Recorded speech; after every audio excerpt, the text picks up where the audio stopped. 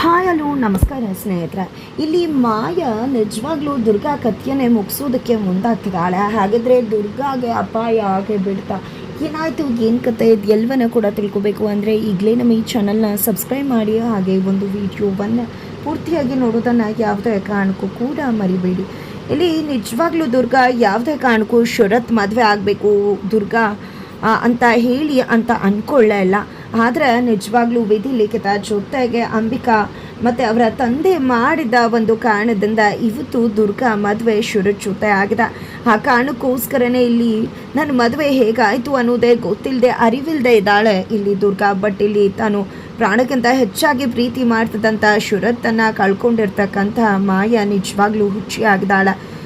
ತಾನು ಶರತ್ನ ಪಡ್ಕೋಬೇಕು ಅಂತ ತನ್ನ ಪ್ರಾಣ ಸ್ನೇಹಿತೆ ಆಗಿದ್ದಂಥ ಅಂಬಿಕಾನೇ ಸುಮ್ಮನೆ ಬಿಟ್ಟವಳಲ್ಲ. ಅಂಬಿಕಾ ಕಥೆಯನ್ನೇ ಮುಗಿಸೋದಕ್ಕೆ ಮುಂದಾಗಿದ್ಲು ಮಾಯಾ. ಹಾಗಾಗಿ ಇಲ್ಲಿ ಅಂಬಿಕಾ ಕಥೆಯನ್ನು ಮುಗಿಸಿದ್ದು ಮಾಳವಿಕಾ, ಆದರೂ ಮೇಲ್ನೋಟಕ್ಕೆ ಅಂಬಿಕಾ ಕಥೆಯನ್ನು ಮುಗಿಸಿದ್ದು ಮಾಯಾ ಆಗಿದ್ದಾರೆ. ಮಾಯಾ ಕೂಡ ಹಾಗೆ ಅಂದ್ಕೊಂಡಿದ್ದಾರೆ ಕೂಡ. ಬಟ್ ಇಲ್ಲಿ ಮಾಯಾ ಏನು ಅಂಬಿಕಾ ಕಥೆ ಮುಗಿಸಿ ಶರತ್ನ ಮದುವೆ ಆಗಬೇಕು ಅಂತ ಹೊಂಚಾಗಿದ್ಲು. ಆದರೆ ದೇವರ ಒಂದು ಉದ್ದೇಶನೇ ಬೇರೆ ಇತ್ತು, ದೇವರ ಇಚ್ಛೆನೇ ಬೇರೆ ಇತ್ತು. ಹಾಗಾಗಿ ದುರ್ಗಾ ಶರತ್ ಮದುವೆ ನಡೆದೇ ಹೋಯಿತು.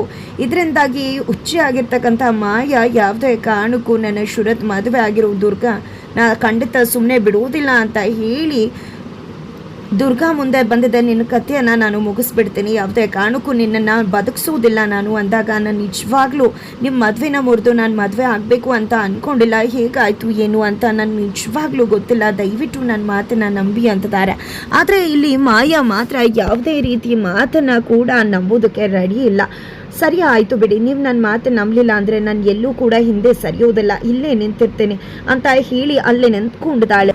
ಹಾಗಿದ್ರೆ ಸಿಟ್ಟಲ್ಲಿರ್ತಕ್ಕಂತಹ ಮಾಯಾ ಕೊನೆಗೂ ದುರ್ಗಾ ಕಥೆಯನ್ನು ಮುಗಿಸೇ ಬಿಟ್ಲಾ, ದುರ್ಗಾ ಅಪಾಯಕ್ಕೆ ಸಿಕ್ಕಿಬಿದ್ಲಾ, ದುರ್ಗಾ ಸ್ಥಿತಿ ಏನಾಗಿದೆ ಇದು ಎಲ್ಲವನ್ನ ಕೂಡ ತಿಳ್ಕೋಬೇಕು ಅಂದರೆ ಮುಂದಿನ ವಿಡಿಯೋಗೆ ವೇಟ್ ಮಾಡೋದನ್ನು ಯಾವುದೇ ಕಾರಣಕ್ಕೂ ಕೂಡ ಮರಿ